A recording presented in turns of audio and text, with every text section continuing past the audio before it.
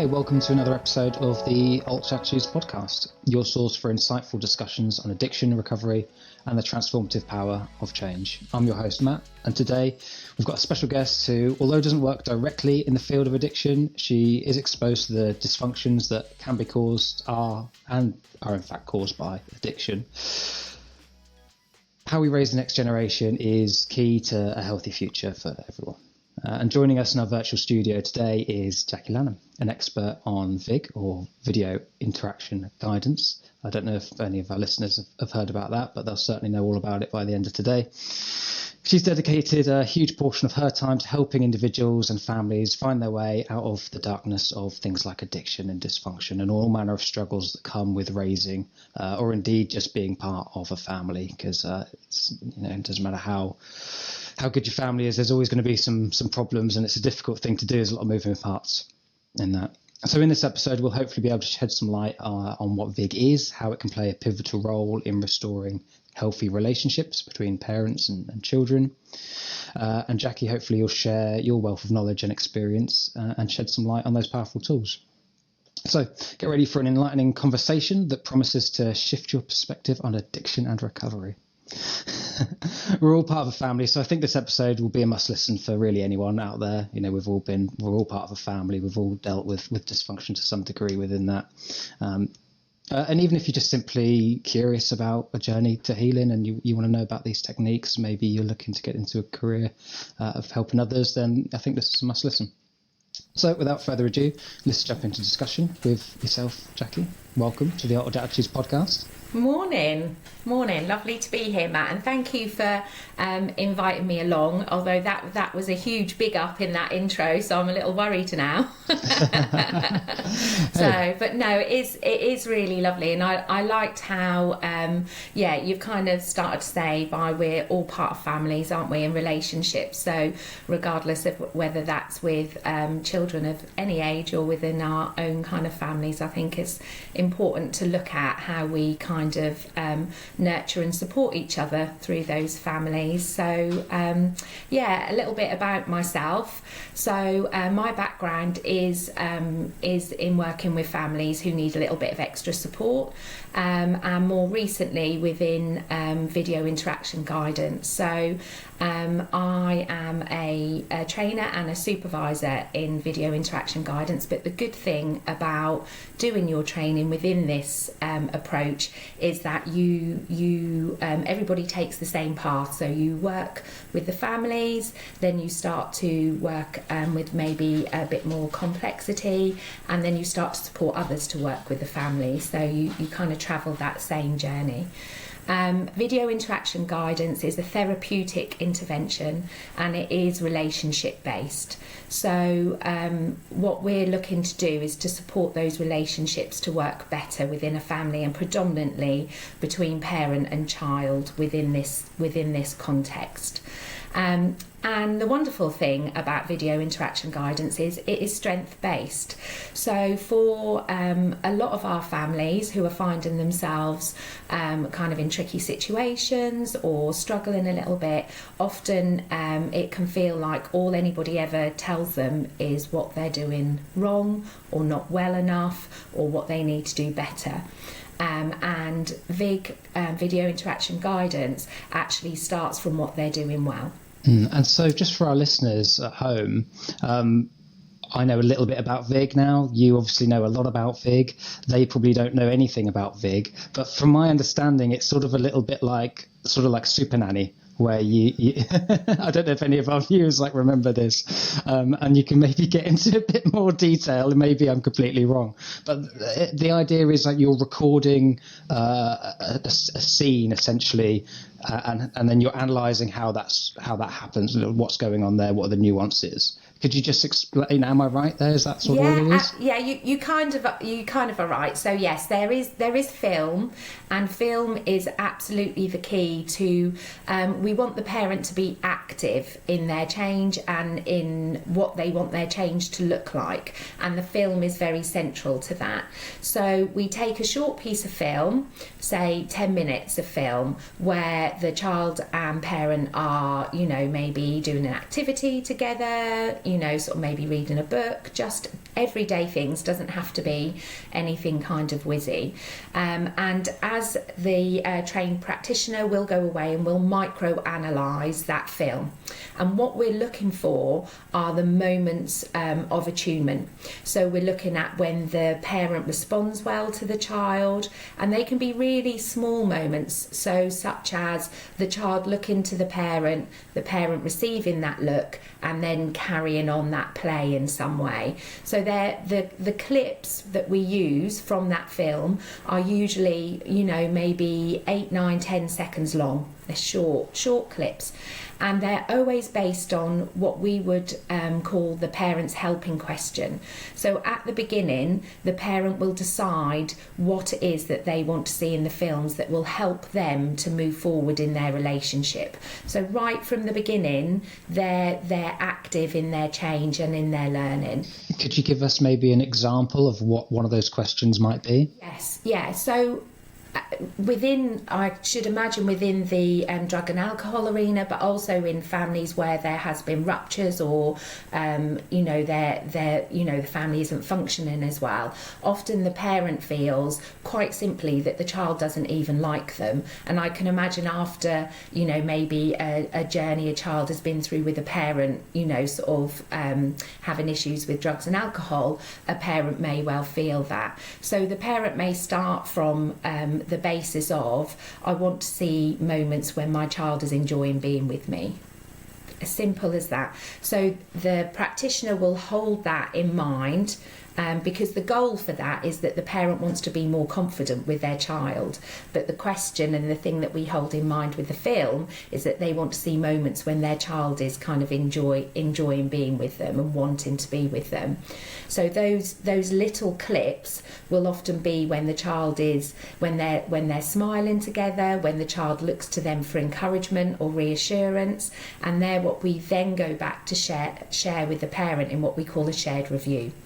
So we'll sit alongside the parent, and this is where it's very clear that this is a therapeutic intervention, because we're sitting alongside the parent. We will share these clips, but it's very much the parent's journey. We follow what they see within the clips. So we don't say, I chose this moment because of this, this and this. We show them the clip, and we will be curious with them. What do you see? What do you see happening? What do you think that might mean? So that curious approach, so the parent is active all the time. With VIG, the main thing is we're not telling the parent what they should or shouldn't do. We're supporting the parent to be able to see that for themselves. That's where it differs from Super Nanny. Yes. Oh, I'm glad you came to that conclusion, Matt. Yes, Super Nanny is directive, yes. Whereas with VIG, it's very much an active parent seeing, and also seeing the value, like realising that when they have those moments of fun with their child, seeing their child light up, and that connection between them, and how important that is. Because when there's been ruptures, or there's, often we're working with families where there's poor mental health, so their view of themselves, that narrative they hold in their mind is, I'm no good at this, my child doesn't like me. And what VIG can help support them to do is to begin to change that narrative to, I can do it. And because they're actually seeing the clips on the film. So we choose, often they're what we call moments of exception. So there'll be a normal pattern between parent and child, which may not be as functional as it needs to be. But in our micro-analysis, we'll be pulling out those really attuned moments. So moments when the parent is noticing the child, giving space to the child, receiving the child, and then showing them how the child kind of reacts with that and thrives with that, but sitting alongside them to think about what that means as well, which is where the kind of therapeutic element comes in. Okay, so are there ways in which, I'm curious to know kind of what the follow-up is to that. So you've sort of shown that there is good in that relationship. There are bits that there are highlights. Do we then give them tools to be able to continue that, just to stretch that out? Like, what's the next step there? Because I mean, everybody has a good bit, but that doesn't necessarily solve the bad bit. No. So within the shared review, what we often spend time doing as well as the practitioner is supporting them to think about what they're seeing here that they're doing well, and wondering with them, are there any other times that this might help you? So like we would call that sort of generalizing the learning, so taking it outside, away from that moment of the film, and supporting them to think about the changes that they're seeing and how they might help them. So they might see that that it worked really well when they gave their child more space to process what they needed to be thinking about, and in a discussion we would encourage them and maybe say, is there are there any other times that has been helpful? And they might then say, oh well, actually when we were in the supermarket last week, he didn't have a meltdown, but I think that's because I allowed him a lot of time to think about what he wanted to put in the basket next. So all the time it's kind of supporting them to broaden that out as well. But I also think one of the most powerful changes is the change in narrative and the belief in themselves, so that they believe they can do that. Because I think with any situation, if your narrative is telling you it's going to go wrong, they don't like me, this is going to happen, we know that that's more likely to happen. Whereas if your narrative is like based upon I can and it's okay, and they do really want me, then that brings about a different outcome as well. Okay, yeah, I can see that. So the love works both ways, doesn't it, really? If you feel loved, you're more likely to give love back in a really simple sense. Yeah, and also because if we're looking at containment and secure attachment, the child is feeling more received, more contained, more held by the parent. Basically they're thinking, my parents got me. They know they're receiving when I need something. They've kind of got that. Then their behaviours are going to be different as well, aren't they? Because we know that all behaviour is a form of communication. And when children or adults aren't feeling contained or secure or heard, then that's often when we'll try a different approach in behaviour that can then lead to kind of things that are harder to kind of sort of work around.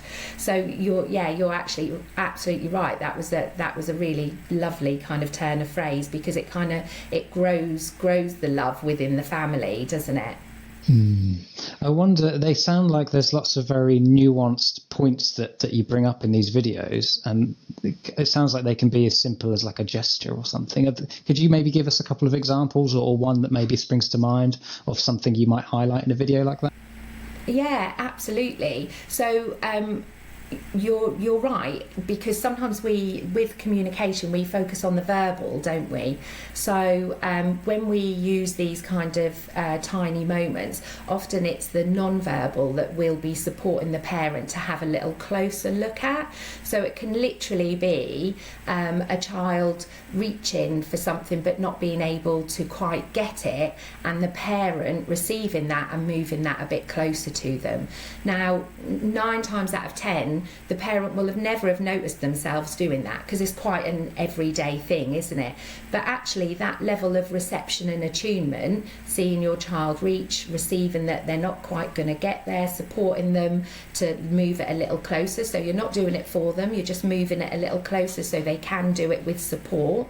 So those are the sort of things that we would really look at. And with the video, one of the kind of the essences of VIG is that we use the video a lot in the shared review. So it's not just a play, tell me what you see, that's lovely, on we go. It's like, play, the parent will have a thought about it, we'll wonder with the parent about that, we'll go back to the video, and we'll often go back to it and support the parent to think about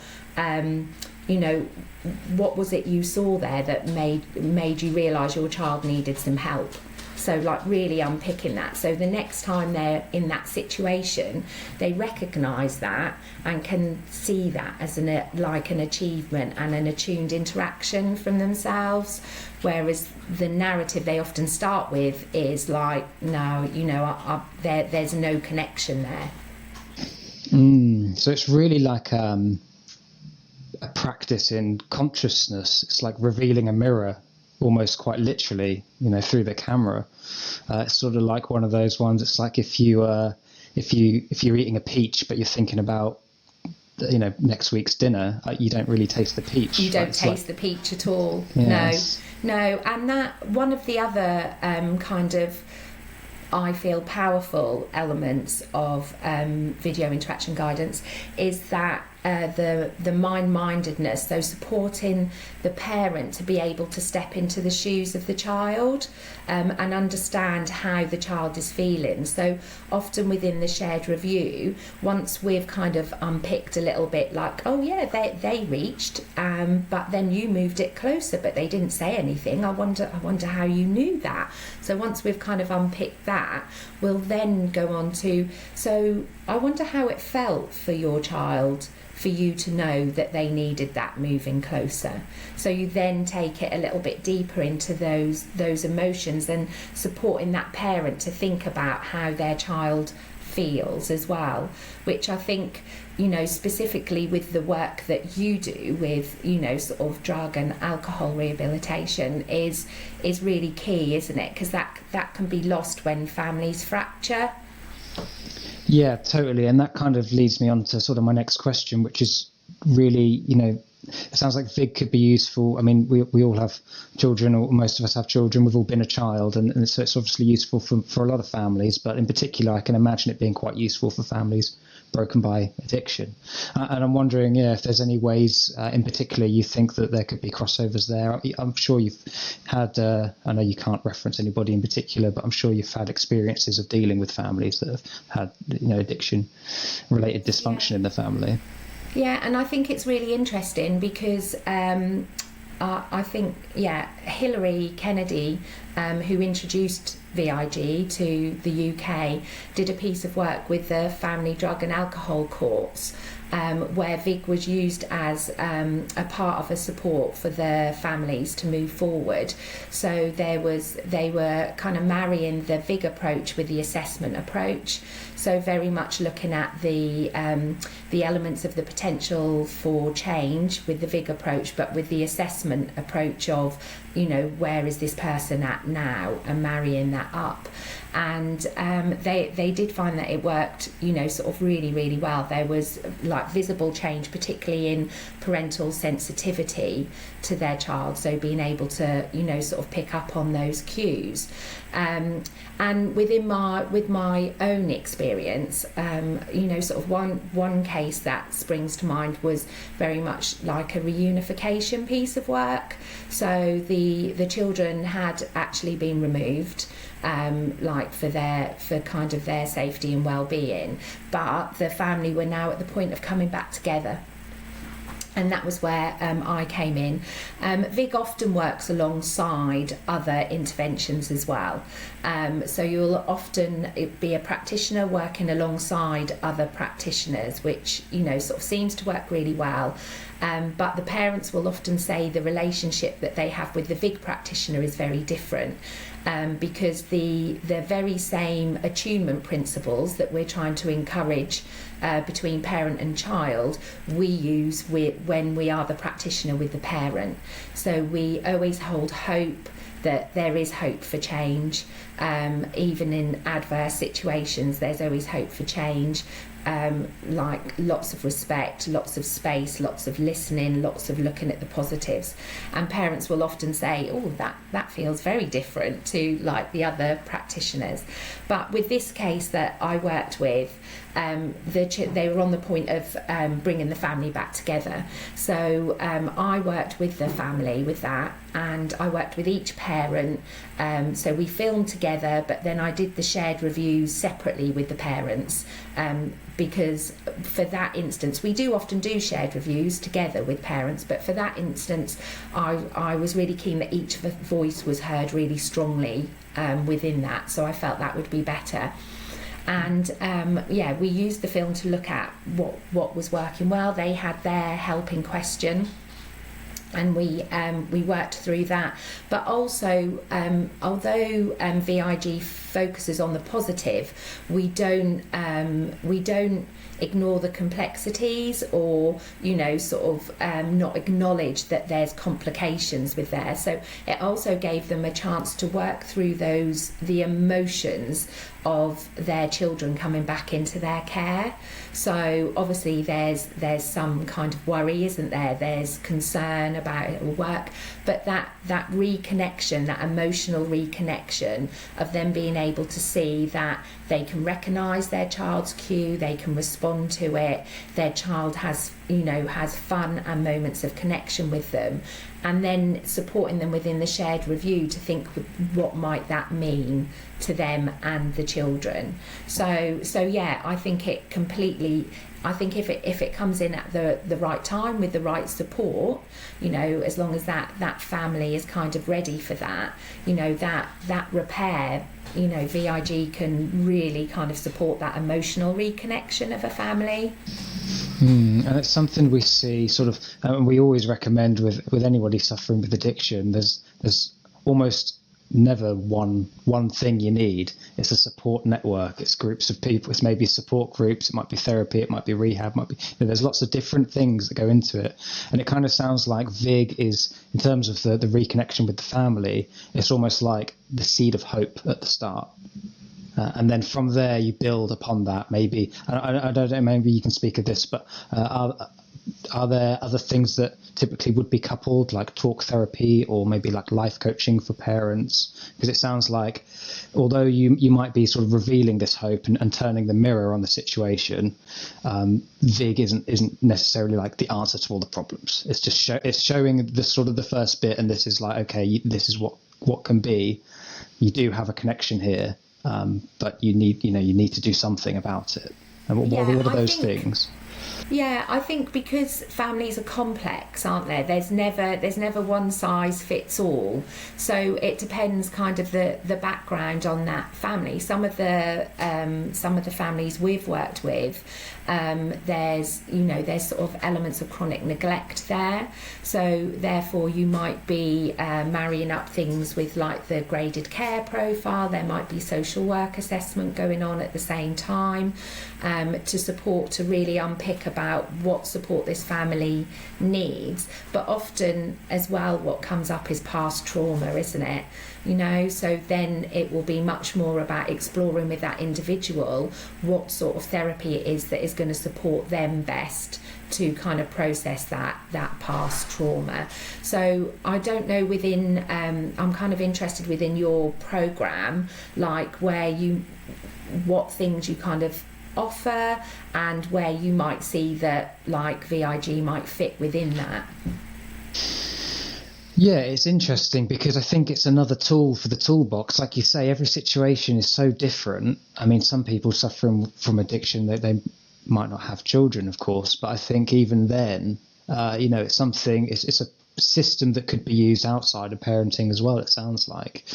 Just giving somebody that window and kind of enlightening them in that way, revealing that consciousness to them, getting them to reflect back on it. Because there's so many things we all do every day that we don't think about, we don't take account for. But actually, if somebody analysed our day to day, they'd probably pick out a bunch of things that you thought, oh God, I never knew I did that for this reason. Absolutely don't notice. So it sounds, so I think it could be, it's a really interesting insight. It's kind of a bit scary in some ways because it's like the whole Big Brother's watching you thing. You can kind of think of it from that instance, like when I like to read a bit of sci-fi and stuff, and you think, oh God, maybe we're getting maybe Facebook's watching us and they're taking all these nuances out. But from a really like positive perspective, Obviously, the work that you do with families on a serious note, I really like the idea that it's just gives a seed of hope, because a lot of what addiction treatment is really facing the hard facts, and it's a lot of, there's hope there, but it comes at a cost of really reflecting inwards. And I think and we talk about showing the mirror as well. And VIG is quite literally that. So, I can see it fitting in well, so long as it's coupled with everything else. It's like anything; it needs, we always say, get an assessment if you have any kind of addiction problem, because there's no one size fits all, and there's lots of different things that can be coupled together. Like life coaching and talk therapy, and perhaps things like VIG. So if people want to access those sort of services, how do they do so? Because it's the first time I'd ever heard about it, but then I'm not a father, so maybe. Well, it is, interestingly, and kind of aside from kind of thinking about the work with families, we also use VIG in a way that we call VERP, so Video Enhanced Reflective Practice. And that's used a lot by professionals such as educational psychologists, and that's about supporting a professional in their relationships. So like you said, we all have relationships, and it's an intervention to support. It's a relational kind of intervention, so we all have those, but kind of another string to that is kind of the VERP, the Video Enhanced Reflective Practice. But to learn more about VIG, so our registering body, because like all VIG practitioners have to be kind of registered with AVIG UK, so they oversee kind of the standards, the training, to ensure that it's always kind of carried out in a safe, effective way. And the website for that is called AVIG UK. Literally put it into the search engine and you'll get the front page for that, and it tells you what VIG is. It also tells you, which obviously I haven't covered today because we just needed to know about VIG, more the research base to it as well, and how it was developed and the underpinning theories to VIG as well. And then you can scroll all the way down, and it also says about how to access a VIG practitioner as well. So companies can contact AVIG UK and kind of commission training or packages, and there's a contact for that as well. So you can do it individually, or you can kind of buy a package in with it as well, so that you would be able to offer that as part of your service. That would be another, like you said earlier, kind of a tool in your box. You would have that kind of practitioner kind of there ready to kind of go in. So there's a lot of information on that website, and you can literally just pop it in and learn all about it, and also contact. Mm-hmm. Good old Google. What did we do before that? Okay, so an individual could go on the website and book in something. They could definitely find out more about it. It's normally because it's done, like as you rightly said earlier, like a package. Then they would normally talk to the professional working with them, because they would normally already have somebody sort of working with them about being able to access VIG. So that was kind of supported more rather than just kind of going directly. But Yes. Well, they might have a social worker, they might have, a family support practitioner. It's also well embedded within health, so they could speak to their health visitor as well. So, VIG is kind of not just kind of at the kind of social care level. It's now being introduced to I don't know if you've heard of the family hubs that are kind of being developed across the country, and there's a Best Start for Life project, and that part of that project, the practitioners within the family hubs are being trained in VIG to support the families. So it's well embedded in various kind of areas. So if you've got a professional working with you, if you talk to them about it, they should be able to help you with that.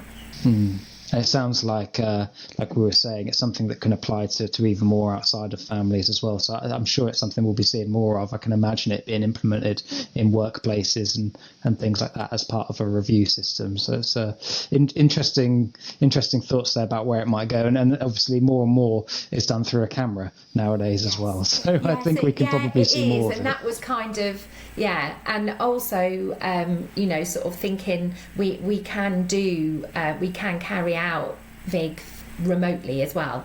So, because obviously COVID taught all of us, didn't it, that we needed to try and do things remotely. So we can do it that way as well, and the supervisions that are then carried out of the practitioner can be done in that way. So it's really accessible. And I know, like we said earlier, like it can feel a bit Big Brother because there's film and things, but a lot of families now film everything, don't they? Like literally you've only got to look on social media and there's your breakfast, your dinner, your tea and everything else in between, isn't there?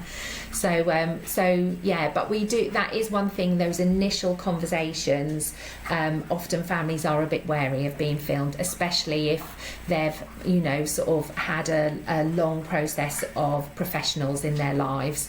And as much as we say to them, we'll be focusing on the positive, we'll be looking at what you do well, they're still a bit like, I'm not really too sure. And it often isn't until we have, like we said, what we call that first shared review, that first time looking at the clips, you literally see their shoulders drop and they're like, oh, it really is what I'm doing well. Because up until that point, I think they're thinking you're going to whammy them with something that doesn't look quite so good because of their experience. Yeah, and that first sort of consultation, if that's what you call it, that you have with them, that first touching base where you explain it to them must be so important because, of course, everybody acts a little bit differently on camera when they know they're being recorded. They do. You're absolutely right. And like that right from the beginning, and that's one of the things as VIG practitioners we say, we have AVIG UK values and beliefs. So that is about that hope, that respect, that using those attunement principles so the person has plenty of space and feels listened to and contained. Because to do this sort of work, they need to feel safe. You need to create a safe therapeutic environment for them, and that starts right from the minute you walk in the door. All right. Well, thank you, Jackie. Thank you so much for your time today. What I'll do is I'll put all the kind of links and what have you will be in the show notes below. So whether you're watching this on YouTube or listening to it on Spotify or Apple Podcasts, there'll be some links about how to access these services. And we'll also link to Rehab's UK website as well, where we offer free assessments. And this is sorts of things we can talk about as well, and things like therapy and no matter what the issue is, there's always somebody out there to help. I think that's what's most important. So is there any closing statements you want to say there, Jackie? No, just it's been lovely and good to chat. It's been great. I really appreciate the time. Thank you so much for today. Thank you.